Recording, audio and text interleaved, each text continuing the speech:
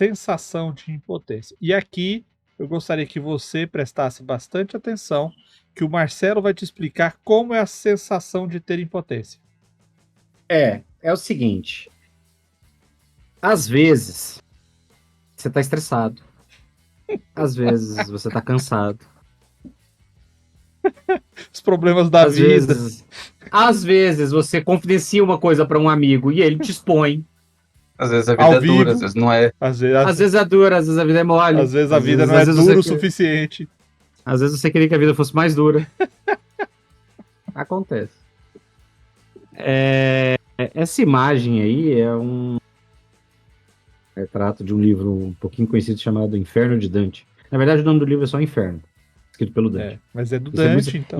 Ia ser muito, muito egocêntrico se o Dante escrevesse o livro Inferno de Dante. Tem uma comparação que alguns teóricos fazem sobre 1984 com o Inferno de Dante, que eles falam basicamente sobre a força do elemento do medo no cenário distópico. E aí o cara fala assim, se você parar para pensar no cenário de 1984 e na forma como as pessoas, as almas vivem no inferno do Dante, elas vivem numa situação muito parecida, que é uma sensação de eu tô fudido e não há perspectiva de melhor.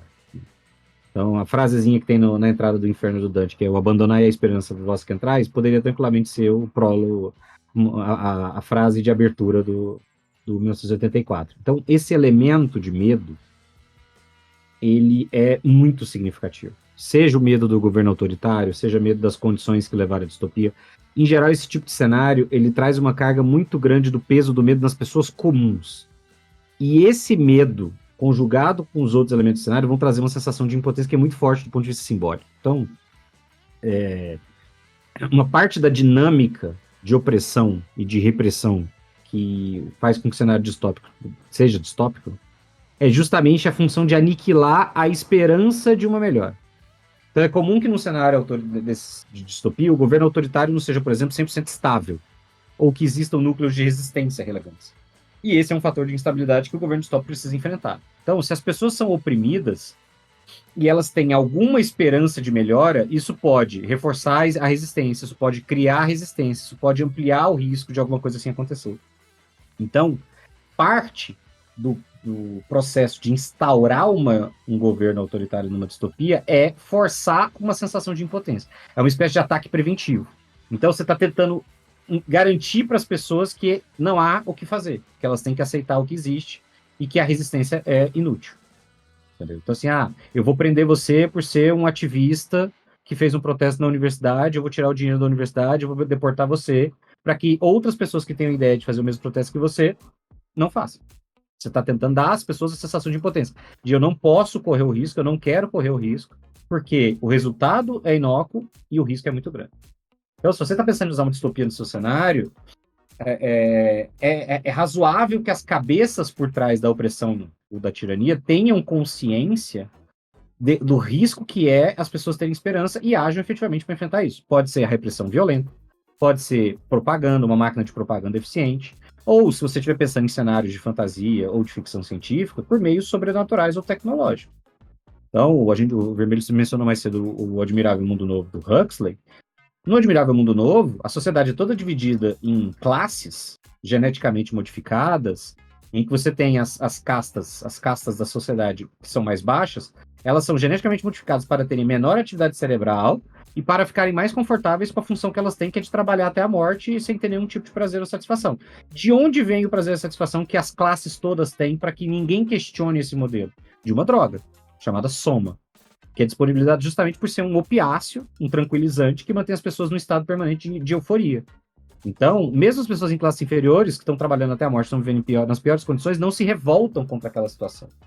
Então, se você vai pensar nisso num cenário de RPG, de ficção científica ou de fantasia, pode ser interessante você pensar, existe alguma maneira desse governo distópico manter essas pessoas sem perspectiva de melhora, sem que elas tenham interesse em tentar enfrentar, ou sem que elas vejam uma possibilidade de sucesso caso elas enfrentem? De que maneira que você vai fazer isso? Só para fazer só para fazer o registro aqui, ó. Divina Comédia, box com 3 livros na Amazon. A Divina Comédia, obrigado. Está aqui no link na descrição para você ir lá na Amazon. Essa questão que o Marcelo falou de sensação de potência e de domínio ali da classe dominante mesmo, de opressão, você precisa tomar cuidado também quando você está narrando no nível de opressão que você vai oferecer para os seus jogadores, porque pode chegar um momento que esses caralho, não vou fazer nada, porque não adianta que eu faça. Tipo, os jogadores têm a sensação de potência, não os personagens. Os jogadores falam assim, cara, não tem o que eu fazer, porque tudo que eu fizer aqui, ou meu personagem vai morrer, ou o mestre vai fazer alguma coisa que vai dar errado e tal. E aí, sucessivas frustrações fazem que o jogador desista da sua mesa. Tem que tomar cuidado aí nesse balanço entre a opressão e as partes em que eles conseguem sucesso nas atividades deles. Trabalho sem diversão faz do Jack um bobão. O MacLeod, só um comentário. O MacLeod tá falando aqui que ele vai usar na campanha, que ele fala, o grupo vai pra Feywild e quando volta, o Vecta dominou Faerun. E aí o mundo tá completamente escuro. Isso é um elemento legal. Por quê? Porque isso faz com que o resto das pessoas talvez já tenha abraçado a ideia de que acabou. Então, assim, o grupo não tá nessa situação há tempo suficiente para ter uma desesperança. Talvez eles olhem e falem, não, existe uma possibilidade de a gente fazer alguma coisa. Então, se eles vêm de fora, se eles não estão, vamos dizer assim, contaminados por essa desesperança, é legal. E aí você utiliza essa desesperança como um elemento de cenário. As pessoas ao redor vão falar, cara, não façam. É perigoso. Não vai. E às vezes eles são esse elemento criador de esperança. E eles falam, não, dá para fazer. Aí eles conseguem um sucesso e as pessoas ao redor olham e falam, bom, talvez dê. Eles começam a criar isso nas pessoas. Então você pode dar a sensação de potência justamente para que os personagens sejam um elemento a retirar essa sensação, a desfazer essa sensação. Bom, vocês já deram o alarde aí sobre o uso, né? Que é onde eu ia focar minhas atenções. Por quê? Porque o RPG a gente simula, né? A gente coloca para a pessoa imaginar, mas tudo depende da aceitação do grupo, sessão zero, conversa. Fique sempre atento se você passar um pouco aí do ponto.